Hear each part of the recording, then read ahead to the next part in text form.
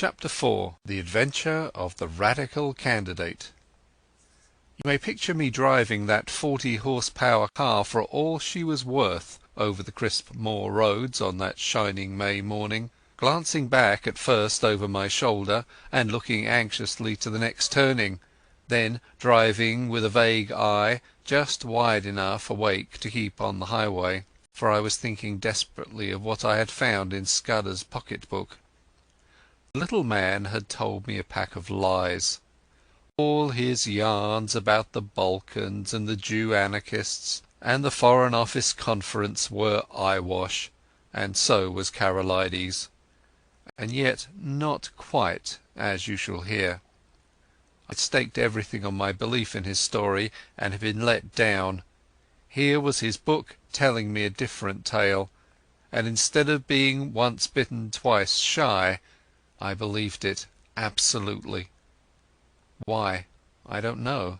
It rang desperately true, and the first yarn, if you understand me, had been in a queer way true also in spirit. The 15th day of June was going to be a day of destiny, a bigger destiny than the killing of a Dago. It was so big that I didn't blame Scudder for keeping me out of the game and wanting to play a lone hand. That, I was pretty clear, was his intention. He had told me something which sounded big enough, but the real thing was so immortally big that he, the man who had found it out, wanted it all for himself. I didn't blame him. It was risks, after all, that he was chiefly greedy about. The whole story was in the notes, with gaps, you understand, which he would have filled up from his memory. He stuck down his authorities too, and had an odd trick of giving them all a numerical value and then striking a balance which stood for the reliability of each stage in the yarn. The 3 names he had printed were authorities, and there was a man, Ducrosny, who got 5 out of a possible 5, and another fellow, Amersfoort, who got 3. Bare bones of the tale were all that was in the book. That and one queer phrase which occurred half a dozen times inside brackets. 39 steps was the phrase, and at its last time of use it ran 39 steps. I counted them. High tide, 10:17 p.m. I could make nothing of that. The first thing I learned was that it was no question of preventing a war. That was coming as sure as Christmas, had been arranged, said Scudder, ever since February 1912. Karolides was going to be the occasion. He was booked all right, and was to hand in his cheques on June 14th, 2 weeks and 4 days from that May morning. I gathered from Scudder's notes that nothing on earth could prevent that. His talk of Epirote guards that would skin their own grandmother was all billy-o. The second thing was that this war was going to come as a mighty surprise to Britain. Karolides' death would set the Balkans by the ears, and then Vienna would chip in with an ultimatum. Russia wouldn't like that, and there would be high words. But Berlin would play the peacemaker and pour oil on the waters, till suddenly she would find a good cause for a quarrel, pick it up, and in 5 hours let fly at us. That was the idea, and a pretty good one too. Honey and fair speeches, and then a stroke in the dark. While we were talking about the goodwill and good intentions of Germany, our coast would be silently ringed with mines, and submarines would be waiting for every battleship. But all this depended upon the third thing, which was due to happen on June 15th. I would never have grasped this if I hadn't once happened to meet a French staff officer coming back from West Africa, who had told me a lot of things. One was that, in spite of all the nonsense talked in Parliament, there was a real working alliance between France and Britain, and that the 2 general staffs met every now and then and made plans for joint action in time of war. Well, in June a very great swell was coming over from Paris, and he was going to get nothing less than a statement of the disposition of the British Home Fleet on mobilization. At least, I gathered it was something like that. Anyhow, it was something uncommonly important. But on the 15th day of June there were to be others in London, others at whom I could only guess. Scudder was content to call them collectively the Black Stone. They represented not our allies but our deadly foes, and the information destined for France was to be diverted to their pockets. And it was to be used, remember, used a week or two later with great guns and swift torpedoes, suddenly in the darkness of a summer night. This was the story I had been deciphering in the back room of a country inn overlooking a cabbage garden. This was the story that hummed in my brain as I swung in the big touring car from glen to glen. My first impulse had been to write a letter to the Prime Minister, but a little reflection convinced me that that would be useless. Who would believe my tale? I must show a sign, some token in proof, and heaven knew what that could be. Above all, I must keep going myself, ready to act when things got riper, and that was going to be no light job with the police of the British Isles in full cry after me, and the watchers of the Black Stone running silently and swiftly on my trail. I had no very clear purpose in my journey, but I steered east by the sun, for I remembered from the map that if I went north I would come into a region of coal pits and industrial towns. Presently I was down from the moorlands and traversing the broad haw of a river. For miles I ran alongside a park wall, and in a break of the trees I saw a great castle. I swung through the little old thatched villages and over peaceful lowland streams, and past gardens blazing with hawthorn and yellow laburnum. The land was so deep in peace that I could scarcely believe that somewhere behind me were those who sought my life. Ay, and that in a month's time, unless I had the almightiest of luck, these round country faces would be pinched and staring, and men would be lying dead in English fields. About midday I entered a long straggling village, and had a mind to stop and eat. Halfway down was the post office, and on the steps of it stood the postmistress and a policeman hard at work conning a telegram. When they saw me they wakened up, and the policeman advanced with a raised hand and cried on me to stop. I nearly was fool enough to obey. Then it flashed upon me that the wire had to do with me, that my friends at the inn had come to an understanding, and were united in desiring to see more of me, and that it had been easy enough for them to wire the description of me and the car to 30 villages through which I might pass. I released the brakes just in time. As it was, the policeman made a claw at the hood, and only dropped off when he got my left in his eye. I saw that main roads were no place for me, and turned into the byways. It wasn't an easy job without a map, for there was the risk of getting into a farmyard and ending in a duck pond or a stable yard, and I couldn't afford that kind of delay. I began to see what an ass I had been to steal the car. The big green brute would be the safest kind of clue to me over the breadth of Scotland. If I left it and took to my feet, it would be discovered in an hour or two, and I would get no start in the race. The immediate thing to do was to get to the loneliest roads. These I soon found when I struck up a tributary of the big river and got into a glen which climbed over a pass. Here I met nobody, but it was taking me too far north, so I slewed east along a bad track and finally struck a big double-line railway. Away below me I saw another broadish valley, and it occurred to me that if I crossed it I might find some remote hostelry to pass the night. The evening was now drawing in, and I was furiously hungry, for I had eaten nothing since breakfast except a couple of buns I had brought from a baker's cart. Just then I heard a noise in the sky, and lo and behold, there was that infernal aeroplane, flying low, about a dozen miles to the south, and rapidly coming towards me. I had the sense to remember that on a bare moor I was at the aeroplane's mercy, and that my only chance was to get to the leafy cover of the valley.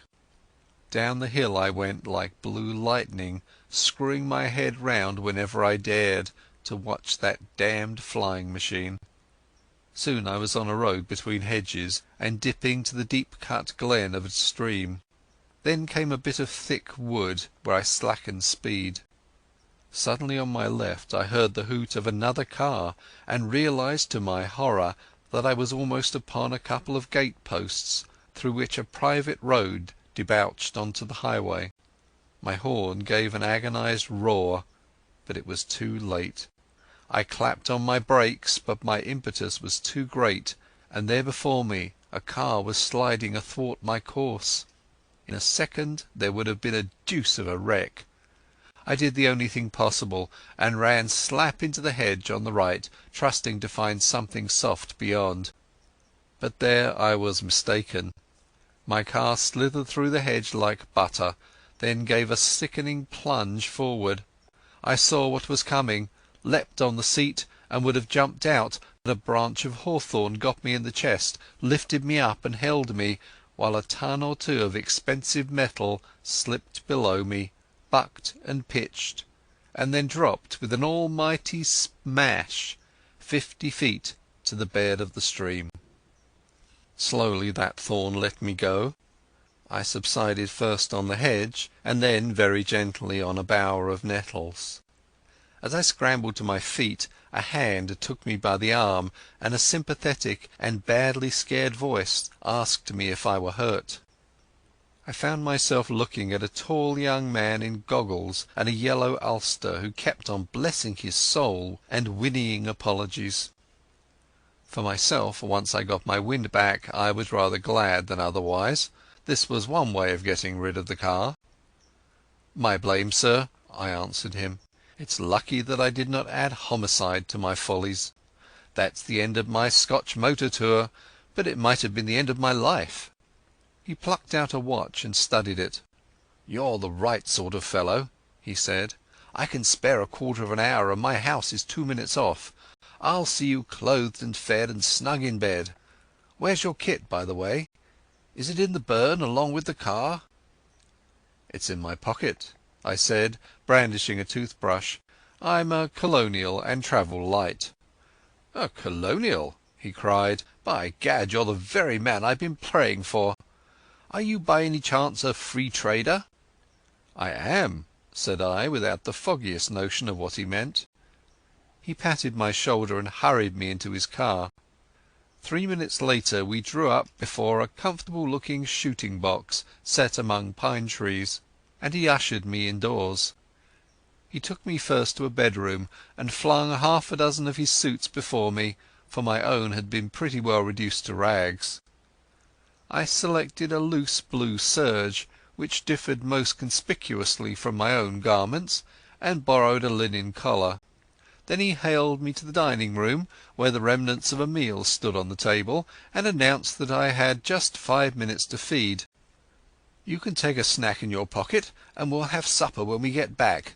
I've got to be at the Masonic Hall at 8 o'clock, or my agent will comb my hair." I had a cup of coffee and some cold ham, while he yarned away on the hearthrug.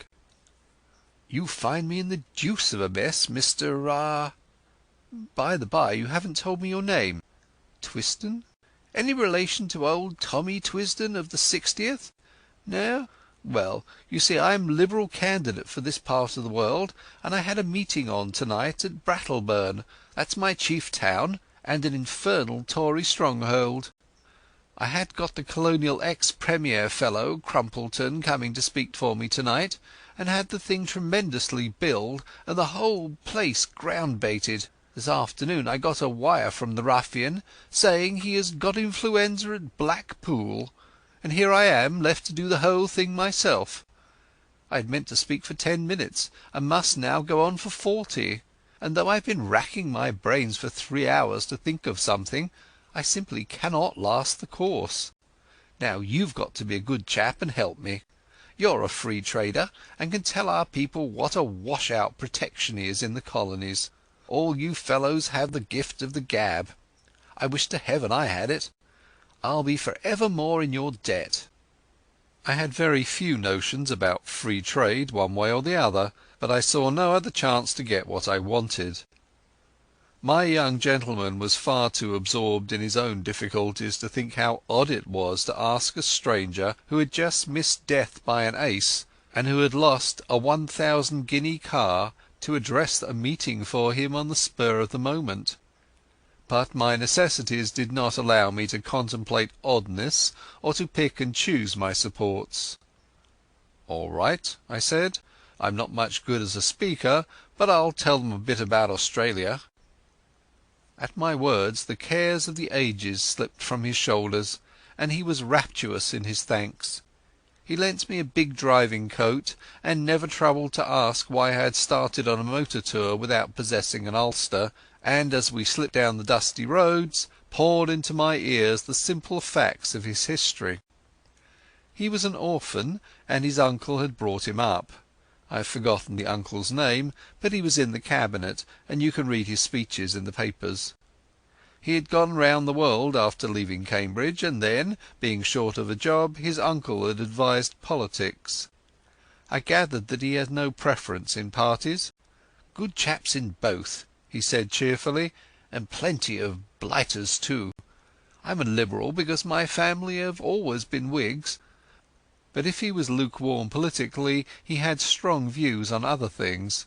He found out that I knew a bit about horses, and jawed away about the Derby entries, and he was full of plans for improving his shooting.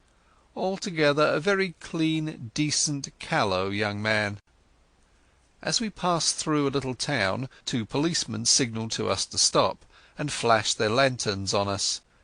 "Beg pardon, Sir Harry. I've got instructions to look out for a car, and the description's not unlike yours." "Right-ho," said my host, when I thanked Providence for the devious ways I had been brought to safety. After that we spoke no more, for my host's mind began to labour heavily with his coming speech. His lips kept muttering, his eyes wandered, and I began to prepare myself for a second catastrophe. I tried to think of something to say myself, but my mind was dry as a stone. The next thing I knew we had drawn up outside a door in a street, and were being welcomed by some noisy gentlemen with rosettes. The hall had about 500 in it, women mostly, a lot of bald heads, and a dozen or two young men. The chairman, a weaselly minister with a reddish nose, lamented Crumpleton's absence, soliloquized on his influenza, and gave me a certificate as a trusted leader of Australian thought. There were two policemen at the door, and I hoped they took note of that testimonial. Then Sir Harry started. I've never heard anything like it. He didn't begin to know how to talk. He had about a bushel of notes from which he read, and when he let go of them he fell into one prolonged stutter. Every now and then he remembered a phrase he had learned by heart, straightened his back, and gave it off like Harry Irving, and the next moment he was bent double and crooning over his papers. It was the most appalling rot too. He talked about the German menace, and said it was all a Tory invention to cheat the poor of their rights and keep back the great flood of social reform, but that organised labour realized this and laughed the Tories to scorn. He was all for reducing our navy as a proof of our good faith, and then sending Germany an ultimatum, telling her to do the same or we would knock her into a cocked hat. He said that, but for the Tories, Germany and Britain would be fellow workers in peace and reform. I thought of the little black book in my pocket. A giddy lot Scudder's friends cared for peace and reform. Yet, in a queer way, I liked the speech. You could see the niceness of the chap shining out behind the muck with which he had been spoon-fed. Also, it took a load off my mind. I mightn't be much of an orator, but I was 1000% better than Sir Harry. I didn't get on so badly when it came to my turn. I simply told them all I could remember about Australia, praying there should be no Australian there, all about its Labour Party and immigration and universal service. I doubt if I remembered to mention free trade, but I said there were no Tories in Australia, only Labour and Liberals. That fetched a cheer, and I woke them up a bit when I started in to tell them the kind of glorious business I thought could be made out of the Empire if we really put our backs into it. Although I fancy I was rather a success, the minister didn't like me though, and when he proposed a vote of thanks spoke of Sir Harry's speech as statesmanlike, and mine as having the eloquence of an immigration agent. When we were in the car again, my host was in wild spirits, having got his job over. "A ripping speech, Twisden," he said. "Now you're coming home with me. I'm all alone, and if you'll stop a day or two I'll show you some very decent fishing." We had a hot supper, and I wanted it pretty badly, and then drank grog in a big cheery smoking room with a crackling wood fire. I thought the time had come for me to put my cards on the table. I saw by this man's eye that he was the kind you can trust. "Listen, Sir Harry," I said, "I've got something pretty important to say to you. You're a good fellow, and I'm going to be frank. Where on earth did you get that poisonous rubbish you talked last night?" His face fell. "Was it as bad as that?" he asked ruefully. "It did sound rather thin. I got most of it out of the Progressive magazine and pamphlets that agent chap of mine keeps sending me. But surely you don't think Germany would ever go to war with us?" "Ask that question in 6 weeks and it won't need an answer," I said. "But if you'll give me your attention for half an hour I'm going to tell you a story." I can see yet that bright room with the deers' heads and the old prints on the walls, Sir Harry standing restlessly on the stone curb of the hearth, and myself lying back in an armchair speaking. I seemed to be another person, standing aside and listening to my own voice, and judging carefully the reliability of my tale. It was the first time I had ever told anyone the exact truth, so far as I understood it, and it did me no end of good, for it straightened out the thing in my own mind. I blinked no detail. He heard all about Scudder and the milkman and the notebook, and my doings in Galloway. Presently he got very excited and walked up and down the hearthrug. "So you see," I concluded, "you have got here in your house the man that is wanted for the Portland Place murder. Your duty is to send your car for the police and give me up. I don't think I'll get very far. There'll be an accident, and I'll have a knife in my ribs in an hour or two after arrest. Nevertheless, it's your duty as a law-abiding citizen.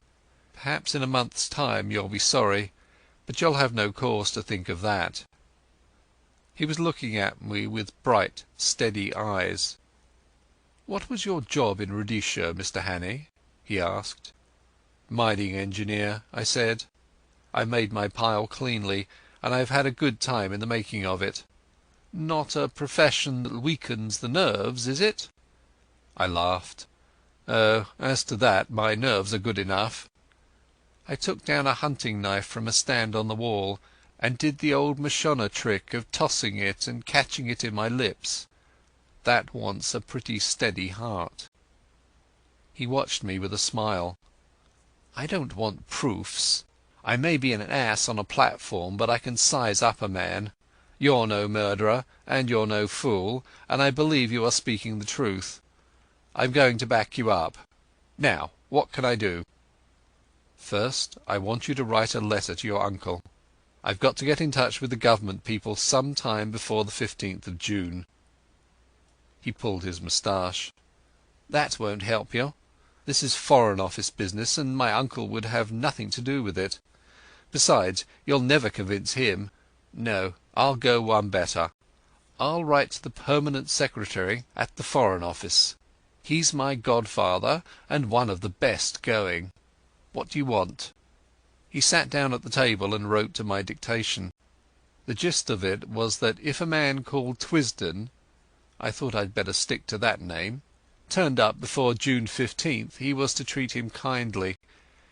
He said Twisden would prove his bona fides by passing the word Blackstone and whistling Annie Laurie. "Good," said Sir Harry. "That's the proper style. By the way, you'll find my godfather—his name's Sir Walter Bullivant—down at his country cottage for Whitsuntide. It's close to Artinswell on the Kennet. That's done. Now, what's the next thing? You're about my height. Lend me the oldest tweed suit you've got. Anything will do, so long as the colour is the opposite of the clothes I destroyed this afternoon. Then show me a map of the neighbourhood, and explain to me the lie of the land. Lastly, if the police come asking about me, just show them the car in the glen. If the other lot turn up, tell them I caught the South Express after your meeting." He did, or promised to do, all these things.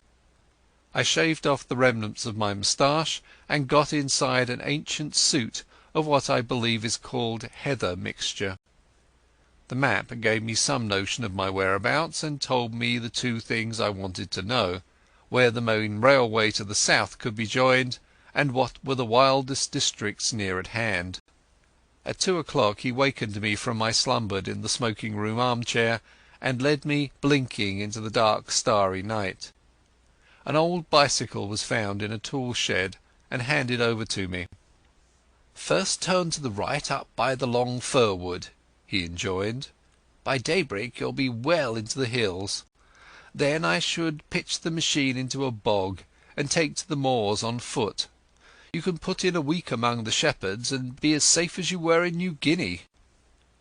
I pedalled diligently up steep roads of hill gravel till the skies grew pale with morning. As the mists cleared before the sun, I found myself in a wide green world of glens falling on every side, and a far-away blue horizon. Here, at any rate, I could get early news of my enemies. End of chapter 4